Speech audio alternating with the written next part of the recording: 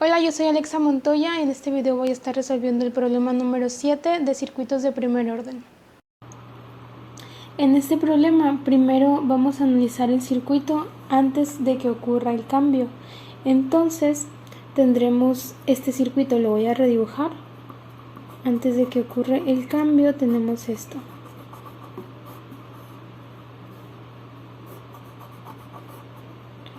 Esta es la resistencia de 20, de 100 y de 470. Entonces por aquí va la corriente I, que es esta de acá. Entonces vemos que no hay fuente de voltaje en este circuito, por lo tanto la corriente un instante antes es igual a 0. Y recordemos que la corriente un instante antes es igual que la corriente en 0. Entonces es igual a 0. Ahora vamos a analizar el circuito después de que ocurre el cambio. Tendremos el circuito de esta manera. La fuente aquí de 36 volts. La resistencia de 470.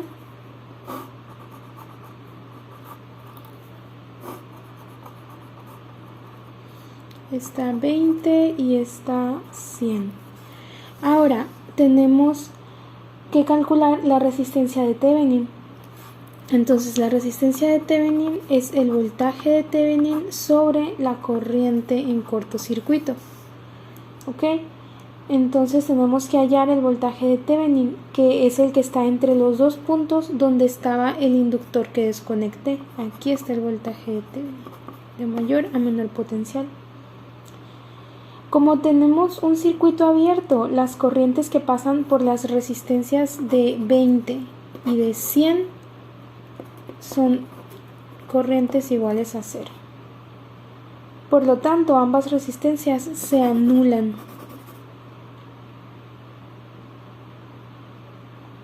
Y el voltaje de Thevenin entonces va a ser el mismo de la resistencia esta de 470 ohms, la cual está conectada en paralelo a una fuente de 36 volts.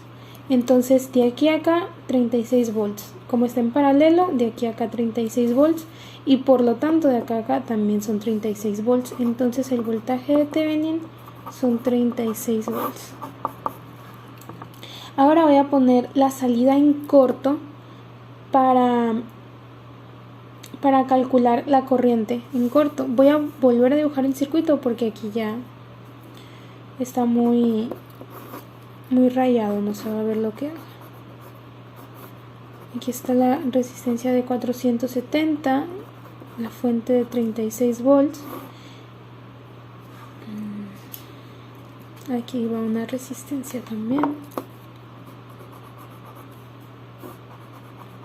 Esta es la de 20 y esta es la de 100. Y aquí es donde estoy poniendo yo el corto. Entonces por aquí va la corriente en cortocircuito. Como la resistencia de 100 y la de 20 están en serie, se suman y nos queda este circuito ahora. La fuente, aquí la resistencia de 470 y acá la suma de las otras dos resistencias que son 100 y 20. Entonces esta es 120. Y por esta resistencia es por donde pasa la corriente en corto. Entonces, como está paralelo con la fuente de voltaje, pasa lo mismo que acá. De aquí a aquí son 36 volts, de acá a acá también son 36 volts y de aquí a aquí también van a ser 36 volts. Por lo tanto, la corriente en corto va a ser pues el voltaje entre la resistencia, el voltaje son 36 volts y la resistencia es esta de 120. Entonces la corriente en corto es igual a 0.3 amperes, que es igual a 3 miliamperes. Ay, no es igual esto. Vamos a dejarlo como 0.3 amperes. Entonces la resistencia de Thevenin son 36 entre 0.3 y estos son 120 ohms. Esa es la resistencia de Thevenin.